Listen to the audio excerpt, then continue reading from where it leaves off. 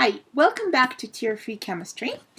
In the previous video, we were talking about how to determine the position of acid-base equilibrium when you know the values of the pKa. And we said that equilibrium favors the site with the weakest acid. Or more generally, equilibrium favors the site where with the most stable species. But what if we don't have our pKa table at hand?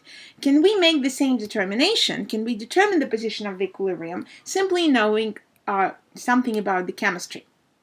So let's look at this reaction. HCl is reacting with Br- to produce HBr and chloride ion.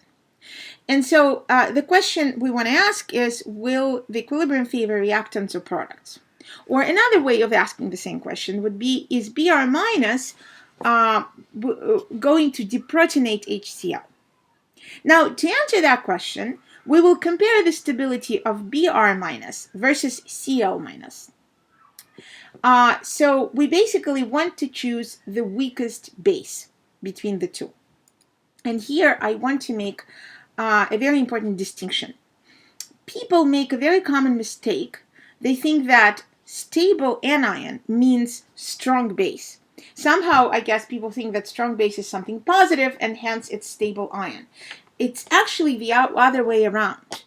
Weak base is a stable ion, not strong. Strong base is an unstable ion. Strong base wants to deprotonate something. It wants to pick the proton from another species.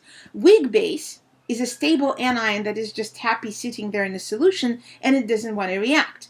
So going back to our question, we want to compare stability of Br- versus Cl-. Now, recall from the periodic table that both chlorine and bromine are found in the same column. They belong to the group called halogens. And if we look at the column, we find there fluorine, chlorine, bromine, and iodine.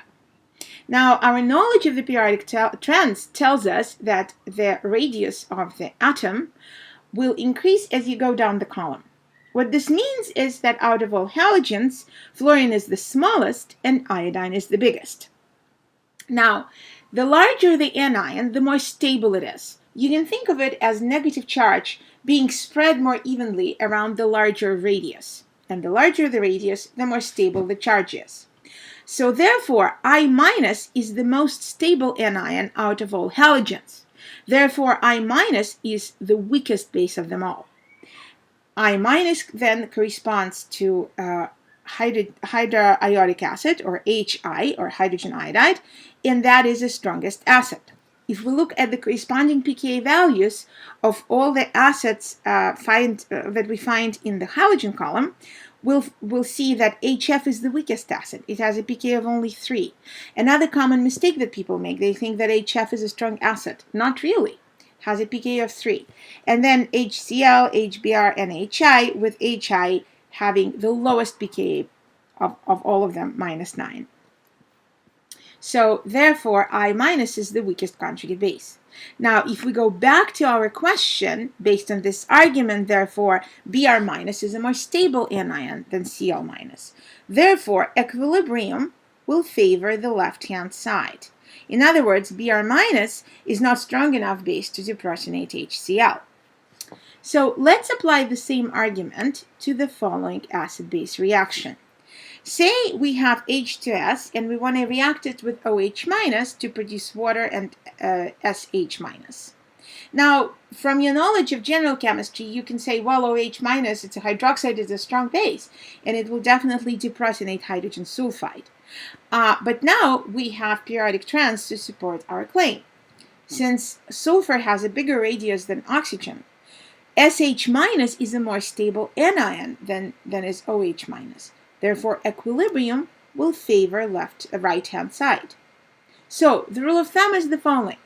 When you're comparing anions that are located in the same column in the periodic table, the one with the larger radius wins. The one with the larger radius will be the most stable. Therefore, that would be your weakest base.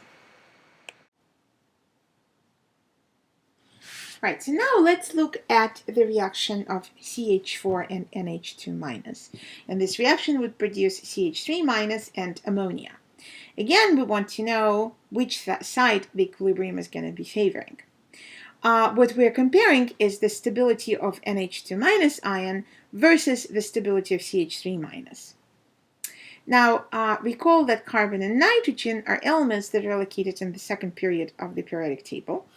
And our knowledge of periodic trends tells us that as we go across the period, electronegativity increases.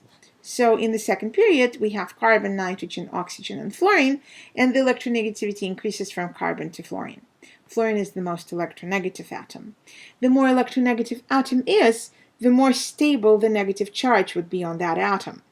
So F minus is the most stable anion of all of the elements in the second period. Another way to think about it is to think about how many protons are in the nucleus of each of these elements. So recall that carbon has 6 protons, nitrogen 7, oxygen 8, and fluorine 9. The more protons the nucleus has, the greater its effective nuclear charge. Therefore, it will attract electrons with a stronger force. And this is why F minus is the most stable anion. So another way of saying this is that out of all of these examples, F minus is the weakest conjugate base, which means that it will correspond to the strongest acid. And in fact, if we look at the corresponding acids and their pKa values, then we can see that CH4 in fact has the highest pKa value of all. Its pKa value 56. What that means is that it's virtually impossible to remove that proton from CH4. And so then the pKa value decreases as you go across, with HF having the lowest pKa of 3. So if you go back to our example, NH2 minus is a more stable anion than CH3 minus because nitrogen is more electronegative than carbon. Therefore, the equilibrium will favor the reactant.